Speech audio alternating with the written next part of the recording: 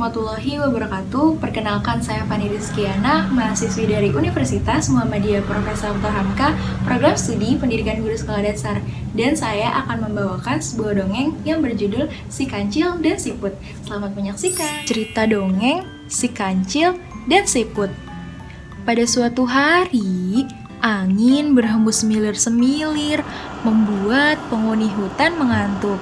Begitu juga dengan si kancil. Untuk mengusir rasa ngantuknya, si kancil pun berjalan-jalan di hutan sambil membusungkan dadanya.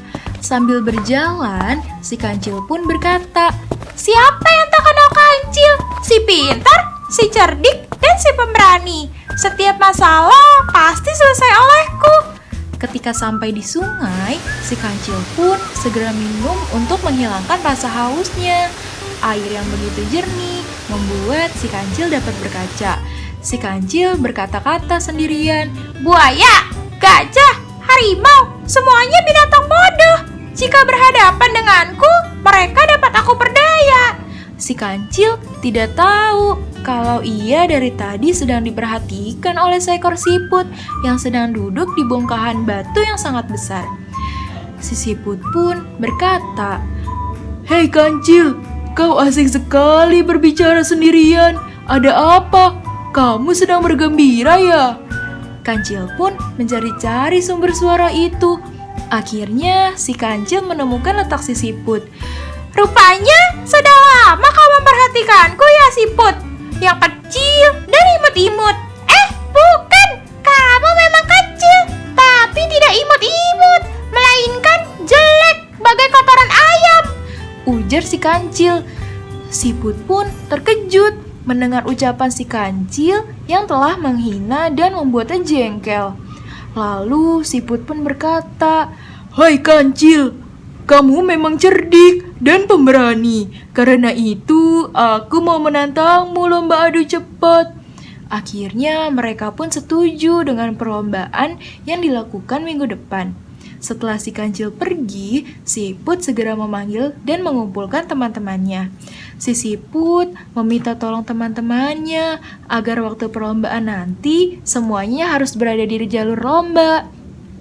"Jangan lupa, kalian bersembunyi ya di balik bongkahan batu, dan salah satu harus segera muncul.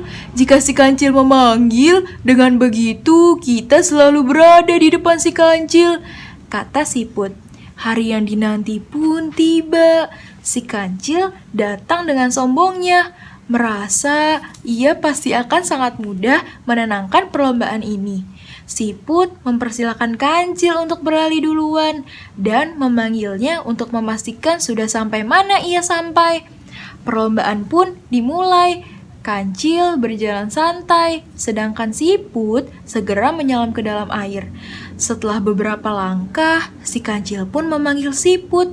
Tiba-tiba, siput muncul di depan kancil sambil berseru, "Hai kancil, aku sudah sampai sini." Si kancil pun terheran-heran. Segera ia mempercepat langkahnya. Kemudian ia memanggil si siput lagi. Ternyata siput juga sudah berada di depannya. Akhirnya si kancil berlari, tetapi ia panggil si siput. Ia selalu muncul di depan kancil. Keringatnya pun bercucuran. Kakinya terasa sangat lemas sekali dan nafasnya tersengal-sengal.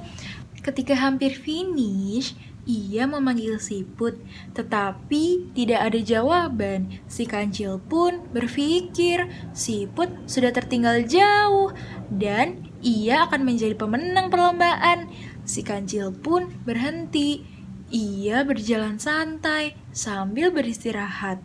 Dengan senyum sinis, kancil pun berkata, "Kancil memang tiada duanya." Si kancil dikagetkan ketika ia mendengar suara siput yang sudah duduk di atas batu yang sangat besar.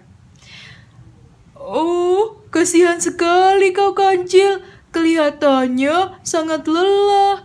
Capek ya berlari," ejek siput. "Tidak mungkin. Bagaimana kamu bisa lebih dulu sampai? Padahal aku berlari sangat kencang," seru si kancil. "Sudahlah, akui saja kekalahanmu," ujar Siput.